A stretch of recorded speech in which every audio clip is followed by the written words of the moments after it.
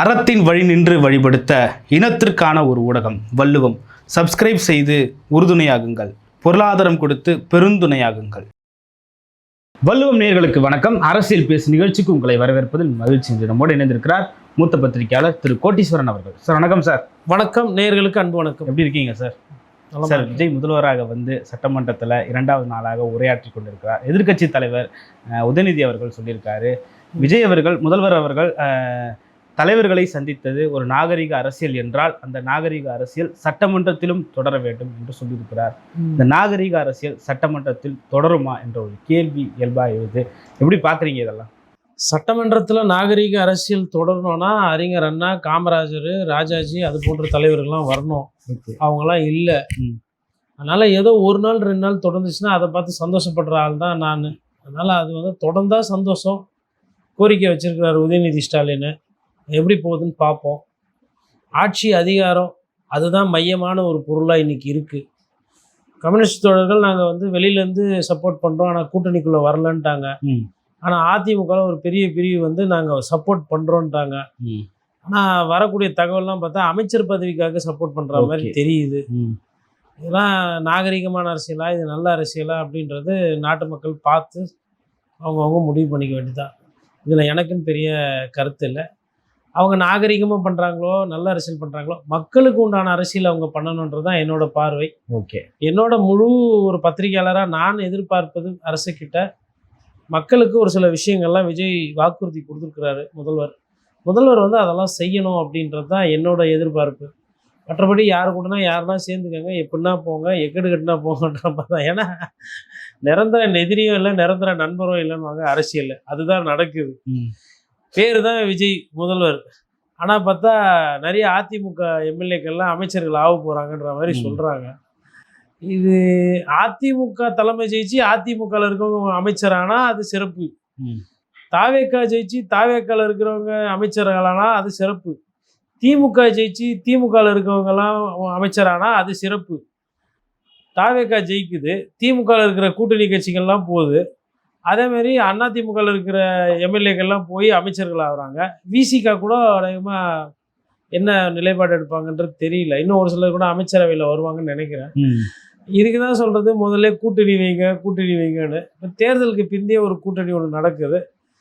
பாரதிய ஜனதா கட்சி வந்து வேணான்ற மாதிரி ஒரு சிலர் சொல்கிறாங்க, அதிமுகவில் இருந்துன்ற மாதிரி சொல்கிறாங்க. இந்த கூட்டணினால தான் இதாகிடுச்சு அப்படின்ற மாதிரி.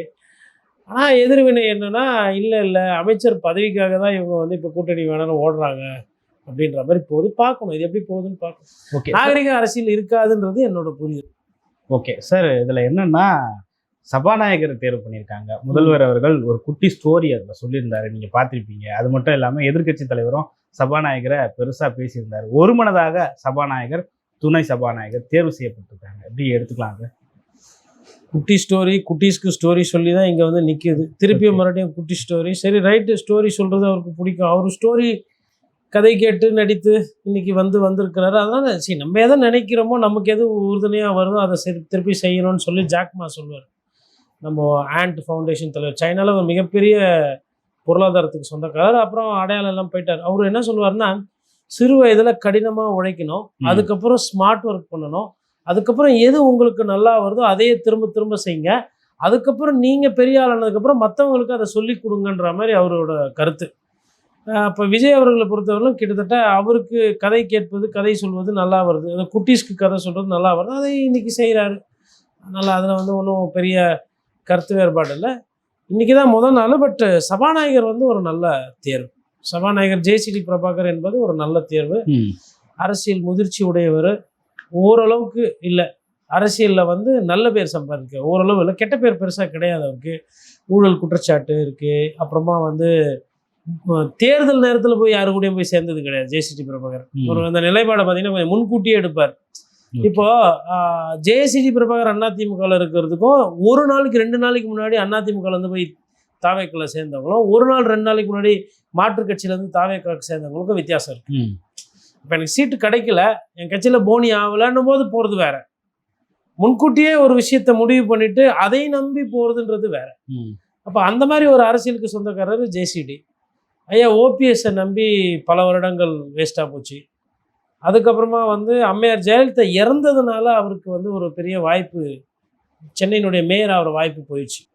அவங்கள தான் அவர் கன்ஃபார்ம் பண்ணி வச்சுருந்தாங்க. அம்மையார் ஜெயலலிதா சொல்லிட்டாங்க, பத்திரிகையாளருக்கு தெரியும். ஜேசிடி பிரபாகர் தான் மேயர் வேட்பாளர். ஏன்னா முதலமைச்சர் எதிர்த்து நிற்கிறாரு, அன்றைய முதலமைச்சர் தோற்று போகிறாரு ஸ்டாலின் அவர்களை எதிர்த்து. அதுக்கப்புறம் அவருக்கு ஒரு வாய்ப்பு திருப்பி கொடுக்கணும் போது மேயர் பேருக்கு அவர் சிபாரிசு பண்ணப்பட்டு எல்லாம் ரெடி ஆயிடுச்சு. மருத்துவமனைக்கு ஜெயலலிதா அவர்கள் போய் அது உள்ளாட்சி தேர்தல் நடக்காமல் போனதுனால அவருக்கு அந்த வாய்ப்பு இல்லாமல் போயிடுச்சு. அது ஒன்று. அதே மாதிரி ஒரு சிறு வயதிலே ஒரு கெட்ட பேர் இல்லாமல் ஒரு சட்டமன்ற உறுப்பினராக இருந்தவர். ஒரு இந்த கட்ட பஞ்சாயத்து, ரவுடிசம், போலீஸ் ஸ்டேஷனுக்கு போகிறது, அந்த மாதிரி விஷயங்கள்ல பெருசாக பேர் அடிபடாத ஒரு அரசியல் தலைமை. தாவேக்காக்கு அவர் ரொம்ப தேவை. ஆனால் அங்கே நிறைய பேர் வந்து எக்ஸ்பீரியன்ஸ் இல்லாதவங்க நிறைய தப்பு பண்ணி இப்போ அப்படியே ஒன்று ஒன்றா பார்த்தா மீடியாவில் வர ஆரம்பிக்குது. தாவேக்காக்காரங்க என்னென்ன தப்பு பண்ணுறாங்க, ஏது பண்ணுறாங்கன்றது ஒவ்வொன்றா வருது. ஸோ அப்போ அந்த தப்பெல்லாம் காப்பாற்றுறதுக்கும் அந்த தப்பெல்லாம் சரி செய்து சீர்திருத்த பாதையில் கொண்டு போகிறதுக்கு ஒரு அரசியலில் தேர்ச்சி பெற்ற ஒரு அரசியல்வாதி தேவை. அந்த ஒரு அரசியல் ஆளுமையாக தான் நான் ஐயா ஜேசிடி பிரபாகரை பார்க்குறேன். ஓகே சார், அண்ணாவுக்கு பிறகு விஜய் தான் ஜெயிச்சப்புறம் தலைவர்களை போய் பார்த்தாரு, ஒரு நாகரிகத்தின் உச்சமா இது காணப்படுகிறது அப்படின்றாங்க. யார் சொல்றா அப்படின்னு சொல்றாங்க சார் இணையதளம். நானும் பார்க்குறேன். நான் 2 நாளாக நானும் பார்த்தேன்னா முதல்வரை வந்து கண்ணியமான முறையில் அவர் நல்ல அரசியல் பண்ணுறாரு, நானும் தான் பேசுகிறேன். ஓகேங்களா? அவர் போய் பழைய முதல்வரை பார்த்தது, அன்புமணி ஐயா பார்த்தது, அண்ணன் சீமானை பார்த்தது, உதயநிதி ஸ்டாலினை கட்டி பிடிச்சது யாரும் தப்பு சொல்லலை. ஓகே. ஆனால் தயவு செய்து அறிஞர் அண்ணாவையும் எம்ஜிஆரையும் விட்டுருங்க ப்ளீஸ். ஏன்னா உங்களுக்கு தெரியாதுன்னா தெரியாதுன்னு சொல்லுங்கள். நான் வேணா புஸ்தகம் நிறைய இருக்குது ரெக்கமெண்ட் பண்ணுறேன், எந்தெந்த புஸ்தகம் படிக்கணும், உண்மையை படிங்க பண்ணுங்க. விஜய் அண்ணா சிறப்பு, விஜய் அண்ணா சூப்பர், அதோட ரைட்டு. அண்ணா மாதிரி இருக்கிறாரு, எம்ஜிஆர் மாதிரி இருக்கிறாரு, அது வேண்டாம். அவங்க சிலபஸே வேற. அவங்க முழுக்க முழுக்க மக்களுக்காக வாழ்ந்தவர்கள். அவர்கள் முழுக்க முழுக்க தமிழ்நாடு நலனுக்காக வாழ்ந்தவர்கள். ஒரு பாட்டு உங்களால் முதல்ல பாட முடியல. இன்னைக்கு பேரவையில் சொல்கிறாங்க தமிழ்நாடு சட்டமன்றத்தை தமிழ் தான் ஒழிக்குமா. ஏன் தெலுங்கு பேசுவீங்களா? தமிழ்நாடு சட்டமன்றத்தை தமிழ் பேசாமல்? இல்லை கன்னடா உருது எதனா பேசுவீங்களா? இதுனா புதுசாக இருக்குது. தமிழ்நாட்டில் சட்டமன்ற உறுப்பினர்கள் கலந்துக்கிற நிகழ்ச்சியிலெல்லாம் தமிழ் தான் பேசப்படும், தமிழ் தான் எங்கள் ஆட்சி மொழி, தமிழ் தாய் வாழ்த்து தான் முதல்ல இருக்கும். இது பேரவைத் தலைவராக நான் சொல்கிறேன், இதுதான் நடக்கணும். இது வந்து நான் சொல்கிற ஒரு முதல் விஷயம்.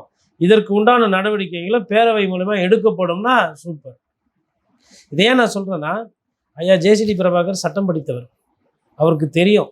அவரால் ஒரு சில விஷயம் விஜய் அவர்களுக்கு தெரியாது, பட் ஜேசிடி பிரபாகருக்கு தெரியும். அது செய்யணும். அந்த தமிழ்தாய் வாழ்த்து எல்லா இடத்துலையும் ஒழிக்கணும், அதுதான் முதன்மை இருக்கணுன்ற அந்த ஒரு இதில் தான் சொல்கிறேன். இது அறிஞர் அண்ணா இருந்தால் இதுக்கெல்லாம் வழியே கிடையாது. இப்படி ஒரு விஷயமே நடந்திருக்காது. அப்போ நீங்கள் யாரோட ஒப்பீடு படுறீங்க? அண்ணானா தமிழ்னா அண்ணா, அது முடிஞ்சு போச்சு. அது ஒரு சாப்டர். தமிழை நேசிச்சதுனால ஆங்கிலத்தையும் கூட வச்சுக்கிட்டு அரவணைச்சு போனார் அறிஞர் அண்ணா. அப்போது கோட் ஷூட்டு போட்டுக்கினதுனால தமிழில் எல்லாரையும் போய் பார்த்ததுனால அண்ணாவாயிருவீங்களா? இல்லை, அண்ணா தான் அந்த காலகட்டத்தில் காமராஜரை போய் பார்த்தாரு, பெரியாரை போய் பார்த்தாரு வெற்றி பெற்ற பிறகு. அதுக்கப்புறம் வேற யாரும் அந்த சரி இவர் போய் பார்த்தவங்களாம் பெரியார் காமராஜரா? சரி, அண்ணா போய் காமராஜரை பார்த்தாரு. இப்போ எந்த காமராஜரை இவர் போய் பார்த்தார்? இவர் பார்த்தவரில் யார் காமராஜர்? காமராஜர் குடும்ப அரசியல் பண்ணல, காமராஜர் ஊழல் பண்ணல, ஊராட்சி ஒலையில போடல. இவர் பார்த்தது காமராஜரா? இது என்ன சொல்றேன்னா, பில்டப்பு கொடுங்க, ஓரளவுக்கு கொடுங்க. இந்த மாதிரி கொடுத்து முட்டு சந்திர நிறுத்தி விட்டுறாதீங்க. திமுக இப்படிதான் போச்சு. இப்படியே பாராட்டியே தூக்கி பிடிச்ச நட்டாத்துல விட்டு முதலமைச்சரையே தோக்கடிச்சு வச்சுட்டு குளத்தூர்லேருந்து பார்சல் பண்ணி இட்டு வந்து விட்டீங்க. அந்த வேலையை தொண்டர்கள் தயவு செய்து பண்ணாங்க. விமர்சனம் பண்ணிடுங்க, தப்பு கிடையாது. திருந்திக்குவாங்க, தப்பை சரி செய்வாங்க, மக்கள் நலன் பாதுகாக்கப்படும், பேரு கெட்டு போவாது. இந்த முட்டு கொடுக்குறது பாராட்டு இருக்குது பாருங்க, நட்டாத்துல திரும்பி விட்டுரும். அதனால அண்ணா மாதிரி பண்றாரு, எம்ஜிஆர் மாதிரி பார்க்குறாரு, அதெல்லாம் வேணாம். விஜய் அவர்களா இருக்க விடுங்க. விஜய் அவர்களுக்கு தான் ஓட்டு போட்டாங்க. அண்ணா மாதிரி பேசுறாரு, எம்ஜிஆர் மாதிரி தானம் தர்மம் பண்றாரு, எல்லாத்தையும் கொடுத்துட்டாரு அப்படின்லாம் இல்லை. 1.5 கோடி ரூபா வரி பாக்கி இவரோட விஷயம், அவ்வளோதான். அதனால அது தெரிஞ்சு அறிஞ்சு பேசுங்க. பழைய தலைவர்களை எக்காரணத்து கொண்டும் நாளைக்கு எதனா தைரியமாக எதனா ஒன்று பண்ணிட்டாரு வச்சுக்கோங்களேன். ஒரு வேலை இதுவரெல்லாம் பண்ணது கிடையாது. அம்மையார் ஜெயலலிதா மாதிரி தைரியமாக இருக்கணும், பேசிடாதீங்க. அந்தந்த தலைவர் வாழ்ந்தாங்க, இறந்தாங்க, நினைவில் இருக்கிறாங்க மக்கள், அதோடு போயிட்டோம். அவங்க பேச்சு நம்மளும் போவோன்னா நம்ம அவங்களும் அந்த கட்சிக்காரங்களும் நம்ம பேச்சு வரப்போகுது. அதனால் இப்போ தாவேக்காக்கு என்னவோ அந்த சப்ஜெக்டில் போகிறது அது ஒரு சிறந்ததாக இருக்கட்டும். ஓகே. ஏன்னா அம்மையார் ஜெயலலிதா 100 யூனிட்டு ரூல்ஸ்லாம் போட்டு கொடுக்கல. கஜானாவில் பணம் இல்லைன்றது தெரியும். கஜானாவில் பணம் இல்லைன்றது தெரியும். வந்தவுடனே ஃபஸ்ட்டு கையெழுத்து வேறு மாதிரி வெயிட்டாக போட்டாங்க. மகான 100 யூனிட்டு எண்ணெய் 2 நாள் பெருக்கவும் 1 நாள் கழிக்கவும் 500 நுழைக்கவும் கூட்டி கழிச்சு பார்த்தா ஒன்றுமே இல்லையே அப்படின்லாம் வரல. அவங்க போட்ட கையெழுத்து எதுவும் வந்து சோட போல சார். ஆனா அதுக்கு தாவேக தரப்புல வந்து ஒரு விளக்கம் கொடுத்துருக்காங்க சார். திருப்பி விளக்கமா 2 கோடி பேரோட மின் வீட்டு வந்து 500 யூனிட் கீழே தான் வருது. அதனால அந்த 500 யூனிட் கீழே 200 யூனிட் ஃப்ரீ. இது தேர்தல் அறிக்கை எப்போ சொல்ல வேண்டியதுதானே? இந்த 2 கோடி எங்கேருந்து வந்தாங்க? ஆங்காங்கில் இருந்து பஸ் பிடிச்சி இறங்கி வந்தாங்களா? ஆல்ரெடி தமிழ்நாட்டில் தானே இருக்காங்க. அப்போ தாவேக தேர்தல் அறிக்கையும் திமுக தேர்தல் அறிக்கையும் ஒன்றா? 1000 ரூபாய் போடுறது தான் ஃபஸ்ட்டு சொன்னாங்க. அப்புறம் என்ன பண்ணாங்க? தகுதி. எதுக்கு தகுதி? 1000 ரூபாய் வாங்குறதுக்கு தகுதி, அரசு பணத்தை வாங்கிக்கிறதுக்கு தகுதி. அப்போ அதுவும் இதுவும் தகுதியா? அப்போ இப்போ உங்களுக்கெல்லாம் தகுதி இல்லாமல் ஜெயிச்சிங்கல்ல. உங்களுக்கு ஓட்டு போடும்போது தகுதி பட்டாங்களா மக்கள்? இவர் வந்து 8வது படிச்சுக்கிறாரு, இவர் எம்பிபிஎஸ் எம்பி படிச்சுக்கிறாரு, இவர் வந்து ஐஏஎஸ் ஆக வேண்டியவர், இவர் கெட்ட நேரம் இப்படி ஆகிட்டார் தாவேக்கால சேர்ந்து, தகுதி பற்றி ஓட்டு போட்டாங்களா? மக்கள் எப்படி ஓட்டு போட்டாங்க? மனசார சந்தோஷமாக குத்துன்னு குத்துனாங்களா? விசில் அடிச்சு குத்துனாங்களா? நீங்கள் திருப்பி கொடுக்கும்போது வேண்டிய எதுக்கு தகுதி பார்க்குறீங்க? அதுனா 500 யூனிட்டு எல்லாருக்கும் கொடுங்க சாமி. 100 யூனிட்டோ 200 யூனிட்டோ 150 ஏதோ ஒன்று. சரி 200 யூனிட் சொன்னீங்க, 200 யூனிட் நீங்கள் பண்ண வேணாம், 100 யூனிட் எல்லாருக்கும் கொடுக்கலாம்ல. சரி 2 கோடி பேருக்கு ஒண்டினா இப்போ மற்ற ஓட்டு போட்டவங்களுக்கு நாமமா திருப்பதியில் போய் சாமி கும்பிட்டு வர வேண்டியதானே? கோவிந்தா கோவிந்தான்னு கொஞ்சம் யதார்த்தத்தை புரிஞ்சுக்கணும். பண்ணிட்டீங்க, ஓட்டு போட்டாங்க. நான் என்ன சொல்கிறேன்னா, நான் இந்த அரசியலுக்கெல்லாம் போகல. மக்களுக்கு நீங்கள் சொன்னதை தயவு செய்து அண்ணா அப்புறமா கம்பேர் பண்ணிக்கலாம். அண்ணா சொன்ன சொல்லு காப்பாற்றிருக்காரு நிறைய நேரத்தில். அது மாதிரி சொன்ன சொல்லு காப்பாற்று. ஒருத்தர் தங்கம் வாங்காதீங்கன்றாரு, இவர் தங்கம் கொடுப்போன்றாரு. பிரதமர் என்ன சொல்கிறாரு? தங்கம் வாங்காதீங்கன்றாரு. இவர் என்ன பண்ணுறாரு? தாய் மாமா சீர் நான் கொடுத்தே ஆவேன், பிறந்த குழந்தைக்கு நான் மோதிரம் போட்டே ஆவேன், இவர் அடம் பிடிக்கிறாரு. இப்போ இது எப்படி போக போகுது? தங்க வைக்கிற விலைக்கு இது மாதிரி விஷயங்கள் நம்ம பேசணும். மக்கள் சார்ந்த விஷயங்கள் நம்ம பேசணும் தான். அதிமுக என்ன ஆக போகிறது, எவ்வாறு நடக்க போகிறது, அதெல்லாம் நன்றாகவே நடக்கும். எது நடக்க வேண்டுமோ அது நன்றாகவே நடக்கும். எது நடக்க போகிறதோ அதுவும் நன்றாகவே நடக்கும்.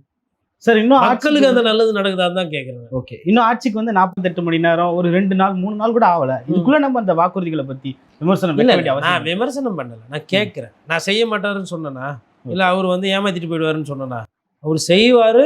கொஞ்சம் அதுதான் நம்ம பேசணும். அதை நோக்கி தான் நம்ம பயணம் இருக்கணுன்றது தான் நான் சொல்லுவேன். Okay sir. கஜானா காலி அப்படின்னு சொன்னதுக்கும் முன்னாள் முதல்வர் ஸ்டாலின் அவர்கள் உடனே ஒரு கண்டன அறிக்கையை வெளியிட்டிருந்தாரு. அதையும் நம்ம ஒரு அரசியலாக எடுத்துக்கலாமா சார்? விஜய் அவர்கள் கஜானா காலின்ற வார்த்தையை அரசியலுக்காக பயன்படுத்தினார்னு எடுத்துக்கலாமா சார்? சரி, ஃபஸ்ட்டு நாள் பதவி ஏற்றுக்கிற நாள், கோட் சூட்லாம் போட்டு ஜாலியாக ஹாப்பி போய் பதவி ஏற்றுக்கிட்டு போயிருக்கலாம். கஜானா காலி நீங்கள் ஒன்று பஞ்ச டயலாக் வச்சிங்க, அதுக்கப்புறமா வந்து முகத்தை மூடிக்கிட்டு போனாங்கன்னு இன்னொரு பஞ்ச டயலாக் வச்சிங்க. அதான் 2 பேரும் தர்மடி அடிக்கிறாங்க. திருப்பி பேசுனீங்களா பேசலையான்னு கேட்குறாங்க. இப்போ இன்றைக்கி அதிமுகவில் ஒரு சிலர் வந்துட்டு இப்போ அதிமுகவில் ஏதோ ட்வீட் போட்டிருக்காங்க, விஜய் கூட நீங்கள் அமைச்சர் ஆகணும்னு பேசுகிறீங்களா இல்லையா? பதில் சொல்லுங்கள். எதுக்கு அதுக்கப்புறமா வந்து செந்தில் பாலாஜியோட 1/2 மணி நேரம் தனியாக பேசுங்க? பதில் சொல்லுங்கள். எடப்பாடி பழனிசாமிக்கு அதாவது சிவி சண்முகம் ஒரு கருத்து சொல்கிறார். அதாவது முதல்வராக வந்து இவர் ஆக்குறதா திமுக ஒரு பிளான் பண்ணாங்க, நாங்கள் அப்படியே ஷாக்காயிட்டோம் அப்படின்ற மாதிரி சொன்னார். திருப்பி அவர் சொல்கிறது பார்த்தாலும் ஷாக்காக இருக்குது. இப்போ ஜனங்க வந்து திருப்பி ஷாக்காயினே இருக்க வேண்டியது. நாங்கள் கேட்டது 200 யூனிட் ஃப்ரீ, ஆளாளுக்கு ஷாக் ட்ரீட்மெண்ட் கொடுக்குறீங்க. இவரு என்னடானா உதயநிதி வந்து எடப்பாடி பழனிசாமியை சிஎம் ஆக்கலான்ற ஷாக் ஆகிட்டாங்க ஜனங்க. First shock. அதுக்கு அடுத்து ஷாக் என்னன்னு பார்த்தா செந்தில் பாலாஜியை போய் ஐயா வேலுமணி பார்க்குறாரு, அதுவும் ஷாக் ஆகிடும். எப்போ என்னப்பா போன வாரம் வரலாம் ஒன்று வேலுமணி இல்லை இந்த செந்தில் பாலாஜின்னு பேசுனீங்க, பூரா நடிப்பா. அந்த படத்தில் சரோஜா தேவி சொல்லுவாங்களா, நடிப்பா கோபால் நடிப்பா அப்படின்ற மாதிரி பார்க்குறீங்க 2 பேரும். சரி, இதுதான் பார்த்தா இவர் அமமுக தலைவர் ஆடை காணும், குக்கர் தூக்கின்னு போயிட்டாங்க, திருடு போச்சு எம்எல்ஏவை காணுன்றாரு அவரு. அது அதை விட மோசம். இவங்களாச்சும் பேசுறாங்க, அது உள்ளே பூந்து தூக்கியாச்சு. ஏஐன்ட்டாரு சார். சைன் போட்டது வந்து ஏஐ. சரி, சைன் போட்டது ஏஐ. இன்னைக்கு வந்து பேசுனது அவர் தாவேக்கு ஆதரவு சொல்லிட்டாரா? சொல்லிட்டாரு. இவர் யாரு? இவருக்கு எதுல ஓட்டு போட்டாங்க? ஏடிஎம்கேல அமமுக குக்கர்ல போட்டாங்க. ரைட்டா? குக்கர் மேல விசில் வச்சு எதுன்னு போயிட்டீங்கன்னா அப்ப குக்கர்லயே இருந்தது விசில், அந்த விசிலுக்கு என்ன மரியாதை? ஏதோ கஷ்டப்பட்டு ஒரு குக்கர், இது அறிஞர் அண்ணா இருந்தா, ஏழை பாழைகளிடம் பணம் வாங்கி ஒரு குக்கர் வாங்கி வந்தேன். அந்த குக்கரிலே காய்கறிகள் போட்டு சமையல் பண்ணி ஏழை பாழைகள் கொடுக்கலாம் விடணும். எவனோ ஒருவன் குக்கரை களவாடி விட்டான். களவாண்டவனை காணவில்லை. குக்கருக்கு சொந்தக்காரனுக்கு தெரியவில்லை. ஐயோ நாட்டு மக்களே அப்படின்னு பேசியிருப்பார். அண்ணா அரசியல் பேசினோன்னா இப்படி தான் பேசியிருப்பார். நோக்கம் என்ன? குக்கரில் 4 பேருக்கு சோறாக்கி போடணுன்றது. ஆனால் குக்கரை காணும். எங்கப்பா குக்கர்னா, குக்கர் எனக்கு பிடிச்சிது, நானாக போய் விசில் கூட சேர்ந்துக்கணுன்னு. ஏன்பா முன்னாடியே சேர வேண்டியதுனப்பானா, இல்லை இப்போ தான் கரெக்டாக இருக்குதுன்னா, இது என்ன அரசியல்? இதுதான் மாற்றமா? சார் இதில் விஜய் அவர்கள் வந்து சட்டமன்றத்தில் அனைவரும் சமம், அதாவது ஒரு உறுப்பினர் கொண்ட கட்சியும் நிறைய உறுப்பினர் கொண்ட தாவேக்காவும் சட்டமன்றத்தில் சமம் என்று சொல்லியிருக்காங்க. எப்படி எடுத்துக்கலாம்? எல்லாரும் சமம். மிகப்பெரிய கண்டுபிடிப்பு. இப்போ சமம் இல்லை, சரி அமமுக இந்த ஒரு உறுப்பினர் சமம், அதனால சேர்த்துக்கினாச்சு. அப்போ அவர் மேலே வந்து இந்த குதிரை வேற சட்டம் வந்து பாயாது, சமம். தாவேக்காவும் சமம், அவரும் சமம். கரெக்டாக போச்சு இல்லை கணக்கு? சரி எல்லாம் சமம்னா அப்போ ஏன் பேரவைத் தலைவர் முதலமைச்சர் பேச சொல்கிறாரு? ஏன் பதவி ஏற்றுக்கும் போது அமைச்சர்கள் எல்லாம் ஃபஸ்ட்டு இவங்கெல்லாம் ஜூனியர் தானே? அவர் என்ன சமம் சொல்கிறாருன்னா எல்லாரையும் சமமாக நடத்துங்கன்னு சொல்கிறாரு. இதெல்லாம் ஸ்கூல் படிக்கும்போது பேசின மாரல் சயின்ஸ் கிளாஸு. முதலமைச்சர் வந்து அதாவது கருத்து தப்பு கிடையாது, ஓகே ரைட்டா? கருத்து சட்டமன்றத்தில் எல்லாரும் சமன்றது கருத்து தப்பு கிடையாது. இப்போ சபாநாயகர் அந்த கருத்து சொல்கிறாருன்னா ரைட்டு. நீங்கள் எல்லாரும் சமம்னா நீங்கள் சொல்லக்கூடாது. எதிர்கட்சி ஆளுங்கட்சி, அமைச்சர் பெருமக்கள் சமம்லாம் கிடையாது. நாங்கள் போய் பார்த்துருக்குறேன். ஃப்ரண்ட் ரோவில் யாரை உட்கார வைக்கிறாங்க? எதிர்கட்சி ஆளுங்கட்சி சமமாக நடத்துகிறாங்களா? உங்கள் கட்சி எம்எல்ஏக்களுக்கு எவ்வளோ சீட்டு வசதியாக பண்ணி கொடுத்துக்குறாங்க? எதிர்கட்சியில் அது மாதிரி பண்ணி கொடுப்பாங்களா? உங்களெல்லாம் பக்கத்தில் உட்கார வைப்பாங்க. அவங்கள ஆல்ஃபபெட்டிக்கல் ஆர்டரில் உட்கார வைப்பாங்க. நீங்கள் சொல்லுங்கள் சமமா? அவர் சொல்லிட்டு போடுவார். ஏன்னா அவருக்கு தெரியாது உள்ள நடைமுறையில் ப்ரொசீடிங்ஸ் என்ன, எப்படி யாரை உட்கார வைப்பாங்கன்ட்டுன்னு. எனக்கு தெரியும் இல்லை, நான் எப்படி அதை ஏற்றுக்க முடியும்? சபாநாயகர் சமமாக நடத்தலாம். எப்படின்னா, இப்போ நீங்கள் ஒரு கட்சியை சார்ந்தவர், அவர் கேமராவை பார்க்குற தம்பி அவர் ஒரு கட்சியை சார்ந்தவர், நான் ஒரு கட்சியை சார்ந்தவன்னா எல்லாருக்கும் 10 நிமிஷம் பேசுறதுக்கு சமமாக கொடுக்கலாம். சபாநாயகர் கொடுக்கலாம். முதலமைச்சர் அதை சொல்லக்கூடாது எல்லாம் சமம்னு. முதலமைச்சர் அமைச்சர் தான். எதிர்கட்சி தலைவர் கொஞ்சம் மரியாதை கொடுப்போம். அது கூட அமைச்சர், அதாவது எப்படி நடக்கும்ன்றதை சொல்கிறாங்க. இப்போது எதிரில் கேள்வி கேட்பாங்க யாரும் ஒரு எம்எல்ஏ, கேள்வி வந்து கொஞ்சம் அரசுக்கு எதிராக இருக்குன்னு வச்சுக்கோங்களேன், உடனே மைக்கை கட் பண்ணி அமைச்சர் அப்படின்வாங்க ட்ரெயினு. உடனே அமைச்சர் ஏஞ்சிக்குவார், துறை அமைச்சர்.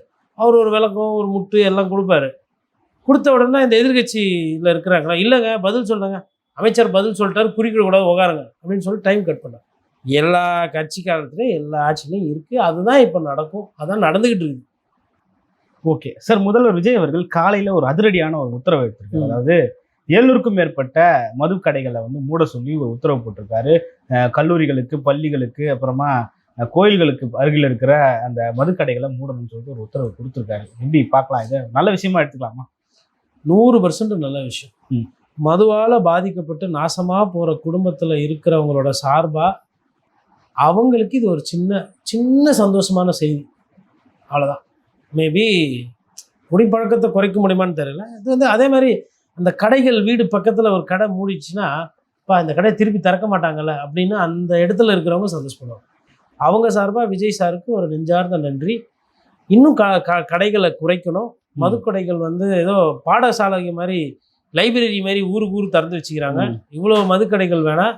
மதுப்பிரியர்களுக்கு ஒரு சாமர்த்தியம் உண்டு. ஓகே, 7 கடல் தாண்டி 7 மலை தாண்டி நீங்கள் போதையை வச்சிங்கனாலும் போய் போதை வஸ்து எடுத்துன்னு வந்துடுவாங்க. அதனால் அவங்களோட நலனுக்கு இவ்வளோ கஷ்டப்பட வேணாம். எங்கெங்கே மூட முடியுமோ, பள்ளிக்கூடம் பக்கத்தில், ஸ்கூல் பக்கத்தில், வேறு எங்கெங்கெல்லாம் மூட முடியுமோ மூடுங்க. அப்போ மூடிட்டா அரசு எப்படி நடத்துறது? ஆல்ரெடி 10 லட்ச ரூபா கடன் இருக்குது, 10 லட்சம் கோடியில் கஜானா வேற காலி, எப்படி நடத்துறதுனா கொஞ்சம் ஒரு சில விஷயங்களை வந்து இந்த உயர் ரக மதுவெல்லாம் ஆன்லைனில் வைங்க, ஒன்றும் தப்பு கிடையாது. ஓனுன்றவங்க ஆன்லைனில் வைப்பாங்க. குடவுனில் வந்து 24 ஹவர்ஸ் ஸ்விக்கி, ஜொமேட்டோ என்னென்னலாம் இருக்குதோ அதெல்லாம் போட்டு அனுப்புங்க, ஒன்றும் பிரச்சனை இல்லை. அங்கங்கே வாங்கி சாப்பிட்டு போய் விழுறதை விட அதாவது வீட்டில் குடிக்குதோ எங்கே குடிச்சு எப்படின்னா போட்டோம். இந்த இது படத்தில் சொல்லுவாங்களே, குடிங்க குடிச்சு நாசமாக போங்க அப்படின்வாங்களோ, அந்த மாதிரி அப்படி தான். ஆனால் அது கடை மூடுறாங்க, அது ஒரு விஷயம். ரெண்டாவது, ரொம்ப மோசமாக இருக்குது சரக்கு அப்படின்றது நீண்ட நாள் மதுப்பிரியர்களோட கோரிக்கை. அவர்களை யாருமே கண்டுகொள்கிறது இல்லை. அந்த கோரிக்கையும் தாயுள்ளத்தோட தாவேகா தலைவர் விஜய் ஏற்றுக்கொண்டு நல்ல சரக்காக, லிவர்லாம் கம்மியாக டேமேஜ் ஆகிற மாதிரி, கிட்னி கம்மியாக டேமேஜ் ஆகிற மாதிரி, போதை கம்மியாக ஏறுற மாதிரி அவங்க சொல்லுவாங்க. பத்தலைன்னுவாங்க. இந்த ஓனிடா பேய் மாரி அதை பேச்சு கேட்கக்கூடாது. பத்தலைன்னா பரவாயில்ல, பத்தலைன்னா போதும் போ அவள்கிட்ட வீட்டுக்கு தேத்தி விட வேண்டியதான். அந்த மாதிரி அதெல்லாம் நிறைய சீர்திருத்த வேண்டியிருக்குது. அதில் தாவேக தலைவர் இன்னும் அந்த 10 ரூபாய்க்கு இன்னும் முடிவு எதுவும் சொல்லலை முதலமைச்சர். ஒரு சில மது பிரியர்களே ஆட்சி மாறிச்சு 10 ரூபா கொடுக்க முடியாது அப்படின்னு சொல்லிட்டு அவங்க கொடுக்காம இருக்கிறாங்க. ஒரு சில இடத்துல அதெல்லாம் பஞ்சாயத்து ஆகுது, அரசு நிறுத்தலை. ஓகே, நாளைக்கு 24 ஹவர்ஸ் ஆச்சு ரைட்டா, பதவி ஏற்றுட்டு 24ல் 48 ஹவர்ஸ் ஆயிடுச்சு. ஆயிடுச்சா, இன்னும் 10 ரூபா பாட்டில் வாங்க தான் நிறுத்தலை. ஆட்சி மாறிச்சு, இன்னும் காட்சி மாறல. இதுக்கப்புறம் நிறுத்தினா கூட அது வந்து மது பிரியர்களுக்கு கிடைத்த வெற்றி. ஆனால் ஒரு சில இடத்துல சண்டை நடக்குது. அவன் 10 ரூபா குத்தே ஆகணுன்றா, இவன் கொடுக்க முடியாதுன்னா எவ்வளோ நேரம் ஆனாலும் பரவாயில்ல, இவன் அப்படியே இந்த படத்தில் ஒரு படத்தில் நின்றுன்னு இருப்பாங்க. மரல்கள்ல டோ சங்கீத சுவரங்கள் அப்படின்ற மாதிரி போவோம். நைட்டு பூரா இருப்பான். நல்ல வேலை 10 மணிக்கு கடை மூடுறதுனால அது வரலாம் அப்படியே நின்று, அப்பா ஒன்றும் வாங்கல போப்பானோன்னா இந்த 10 ரூபா கொடுக்க தயாராக இருக்கார்ல தம்பி, அவரை வந்து என்னன்னா 10 ரூபா அண்ணனுக்குண்ணே, அவருன்னா அங்கேயா கேட்குறேன், இங்கேருந்து போய் தாண்டா அங்கே போகுது அப்படின்னு அரசியல் பேச ஆரம்பிச்சிட்டாங்க. வைன் ஷாப் வெளியிலலாம். நான் நாட்டில் நடக்கிறத சொல்கிறேன். முடிவு எடுக்கிறதும் தாவேக தலைவர் முதலமைச்சர் விஜய் அவர்களை சாரும். அது ஒன்று. இன்னொன்று, ஒரு சில இடத்துலலாம் வந்து நான் அவங்களுக்கு தான் கொடுப்பீங்களா, எங்களுக்குலாம் கொடுக்க மாட்டீங்களா, என்னதுன்றாங்க, கலெக்ஷன் அப்படின்றாங்க. 10 ரூபா வாங்குறல, திமுக கொண்டு குத்திங்க, அதுக்கு முன்னாடி அதிமுக கொண்டு குத்திங்க, இப்போ எங்களுக்கு எங்கள் நேரம் இது அப்படின்னு அவங்களோட உரிமையை பெறத்துக்கும் ஒரு சில தாவேக நிர்வாகிகள் ஆர்வம் போகிறாங்கன்றது நடக்குதா சார்? ஐஎஸ் தகவல், ஓகே, இன்டெலிஜென்ஸு தகவல் அரசு சம்மந்தமானதுன்றதுனால அவங்க அதுக்கு ஆதாரமோ இல்லை வெளியே எதுவும் வரலை. இருக்குது, வெரிஃபை பண்ணுறவங்க வெரிஃபை பண்ணிக்கிட்டோம். ஓகே சார், இதில் இன்னொரு விஷயம் என்னன்னா, எதிர்க்கட்சி தலைவர் அவர்கள் உதயநிதி ஸ்டாலின் அவர்கள் கேட்டிருந்தாரு, அந்த தமிழ் தாய் வாழ்த்து விவகாரம் 3வது இடத்துக்கு தள்ளப்பட்டதுன்னு சொல்லிட்டு கேட்டிருந்தாரு. அதுக்கு முதல்வர் விளக்கம் கொடுப்பாரு அப்படின்னு சொல்லிட்டு எதிர்பார்க்கப்பட்ட நிலையில முதல்வர் சபாநாயகரை பாராட்டிட்டு சபாநாயகருக்கு வாழ்த்துக்கள் சொல்லிட்டு அமர்ந்துட்டாரு. அதுக்கு இன்னும் அரசு தரப்புல இருந்து முதல்வர் தரப்புல இருந்து ஒரு சரியான விளக்கம் கொடுக்கப்படலை அப்படின்றது ஒரு பெரிய கேள்விக்குறியா இருக்கு. எப்படி பாக்குறீங்க? அவர் மேபி விளக்கம் வாங்கிட்டு அறிக்கையா விடுவார்னு நினைக்கிறேன். அந்த நேரத்தில் கொஞ்சம் ப்ரிப்பேராக இருந்திருக்கும். அதாவது இந்த மாதிரி ஒரு விஷயம் நடக்க போகுது, இந்த மாதிரி ஒரு விஷயம் வந்து மறுநாள் கேட்பாங்க அப்படின்றத அவர்கிட்ட யாருன்னா ப்ரீஃப் பண்ணியிருக்கணும். இன்னும் போதிய அளவுக்கு முதல்வரோட ஆஃபீஸ் வந்து பேக்கப் இன்னும் சரியாக வரலன்ற மாதிரி நான் புரிஞ்சுக்கிறேன். ஏன்னா இதே அம்மையார் ஜெயலலிதா இருந்தால் ஒரு சின்ன கற்பனை இல்லை, கற்பனையில் தான் நடந்திருக்கும். நேற்று ஆயிடுச்சு, பிரச்சனை ஆயிடுச்சு. மறுநாள்கள் 110 என்னதுங்க, விதி எண் 110. இந்த 110 கீழே வந்து முதலமைச்சர் வந்து ஒரு அறிவிப்பையோ அறிக்கையோ இல்லை ஒரு திட்டத்தையோ சொல்லலாம். அது மாதிரி இனிமேல்ட்டு தமிழ்நாட்டில் தமிழ் தாய் வாழ்த்து தான் முதல்ல. இது வந்து ஒரு அரசு ஆணையாக வெளியிடப்பட்டு இதுக்கு வந்து அனுமதி பெறப்பட்டு கேபினெட் மீட்டிங் போட்டு இது சட்டமாக ஏற்றப்படும் கூட ஒரு அறிவிப்பு. அந்த விஷயத்தில் வந்து இன்னொன்று எதிர்கட்சி தலைவர் கேட்குறாரு. கேட்ட கேள்விக்கு அப்போவே இன்ஸ்டண்ட்டாக பதில் சொல்கிறது தான் நீங்கள் எந்த அளவுக்கு ப்ரிப்பேராக இருக்கீங்கன்றது தப்பு. நீங்கள் சபாநாயகரை பாராட்டிட்டு அமைதியாக போகிறதுன்றது ஃபஸ்ட்டு டாட் பால். உதயநிதி வந்து போடுறாரு பவுன்சரு, இந்த பாலை தொட்டால் ஸ்லிப்பில் மாட்டோம், தூக்கி இறங்கி மட்டை அப்படி மேலே அடிக்கலாம், ஆஃபில் தூக்கி இல்லை ஸ்கொயர் கிட்ட திருப்பி ஆடலாம் லெக்கில், வானா எதுக்கு அது பாலை தொடணும்னு சொல்லிட்டு பேட்டை எடுத்துக்கினார். கீப்பர் கலெக்ட் பண்ணிட்டார், கீப்பர் தான் ஸ்பீக்கர், பாலை கலெக்ட் பண்ணினார். என்ன பண்ணுறது தெரில. Right, okay. அடுத்த பால் இதுக்கப்புறம் உதயநிதி எப்படி போடுறாரு, அடுத்த பால் இவர் எப்படி கவர்ஸ் மேலே அடிக்கிறாரா, இல்லை புல் ஷாட் ஆடுறாரா, இல்லை ஹெலிகாப்டர் விடுறாரான்னு பார்க்கணும். நம்ம வந்து இதை ரசிக்கணும்.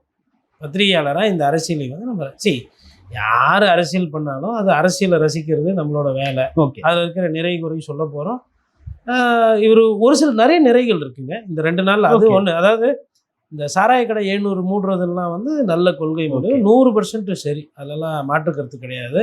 அதே மாதிரி இந்த 200 யூனிட் நோக்கம் சரி, சொதப்பிக்கிச்சானா அது சரியாக பண்ணலை. அது வந்து நல்ல பேரோட கெட்ட பேர் தான். ஏன்னா மிடில் கிளாஸ் இருக்கிறாங்கல்ல, மாற்றம் மாற்றம் மாற்றம்னு, அவங்களுக்குலாம் வந்து என்னது எனக்கு கரண்ட்டு இல்லையா ஐயோ அப்படின்ற மாதிரி வெளியில் சொல்லாமல் உள்ளுக்குள்ளேயே அமைதியாக இருக்கிறாங்க. சார், மிடில் கிளாஸ் அதில் பாதிக்கப்படுவாங்களா சார்?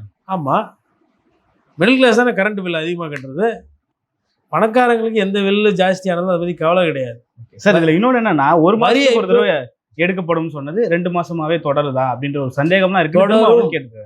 தொடரும், பணம் இல்லை தொடரும், வெள்ளை அறிக்கை வர வரலும் தொடரும், வெள்ளை அறிக்கை வந்த பின்னும் தொடரும்.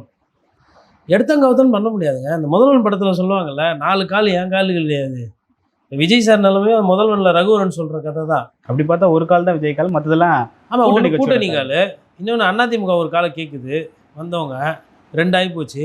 மூணாவது வந்து ஆட்சி, அதிகாரம், ஜாதி சங்கம், மத சங்கம் அதெல்லாம் அவங்களாம் இருக்கிறாங்க இல்லையா, அவங்கெல்லாம் என்ன பண்ணுவாங்கன்னு தெரியாது. அதனால் அது அப்படி போவோம். இது ஓகே, பல்வேறு அரசியல் கருத்துக்களை பகிர்ந்து கொண்டீங்க. மற்றும் ஒரு கான் சந்திப்போம். நன்றி சார். நன்றி.